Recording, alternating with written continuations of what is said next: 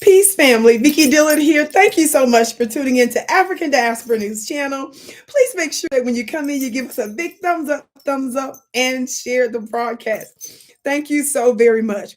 Now, family, I want you all to know that this notion of righteousness and justice and Black folk around the world standing up and demanding reparations, demanding that they be their own nation and leaders.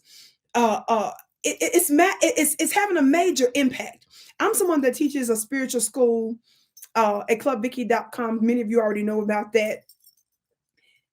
So I understand the impact of when one's attitude begins to shift.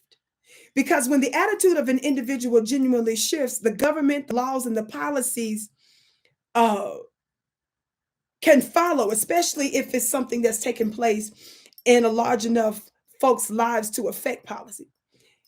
Chick-fil-A CEO in this particular clip, very interesting, Mr. Dan Cathy, he is saying something that he observed that took place in a Texas church. I want you to watch this.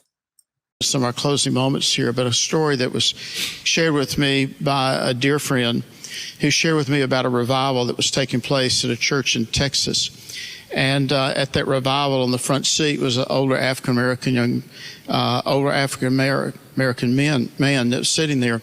And this young man got up that was there in that service, and he'd been so gripped with conviction about the racism that was in that local community in a small town in Texas that he took a shoe brush and he walked over to this elderly gentleman and he knelt on his knees and began to shine his shoes.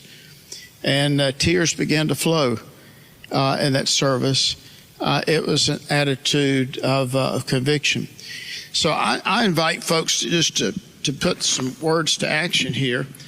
And if we need to find somebody that needs to have their shoe shine, we need to just go right on over and shine their shoes.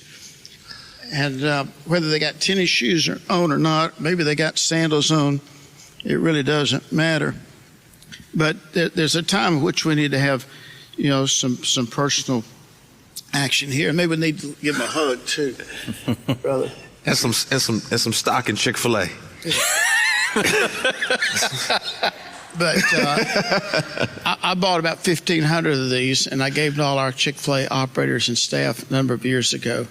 And so any expressions of a contrite heart, of a sense of humility, a sense of shame, a sense of embarrassment, beget with an apologetic heart, I think.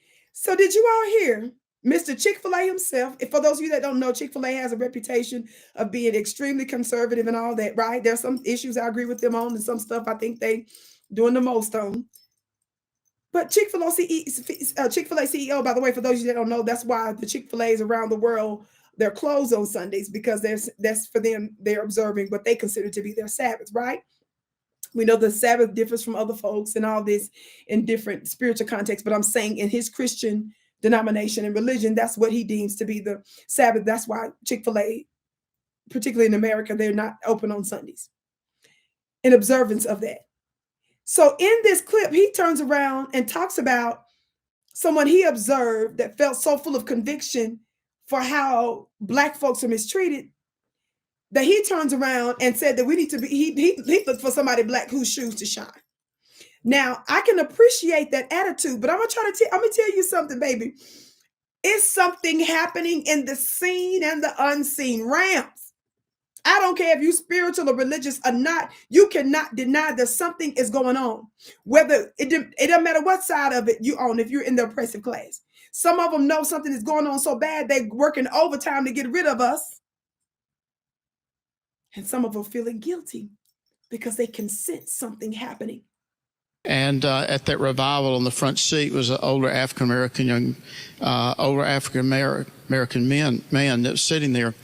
And this young man got up that was there in that service, and he'd been so gripped with conviction about the racism that was in that local community in a small town in Texas that he took a shoe brush And he walked over to this elderly gentleman, and he knelt on his knees and began to shine his shoes. And tears began to flow in that service. It was an attitude of conviction.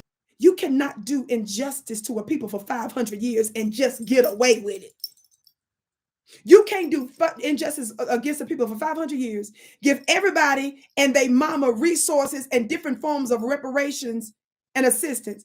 And the people that you've oppressed, the people that you lynched, the people that you dismembered, the people's whose body parts you ingested, the people you burned at the many stakes in the United States and around the world, the people that you enslaved, the people that you colonized. You think you're just going to be able to do that for hundreds and hundreds of years and just, oh, it's over and okay.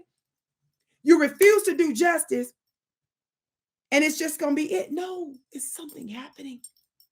And I got to say, I'm here for it. So in addition to you shining shoes, be sure to cut that check too. Talk back to me, somebody.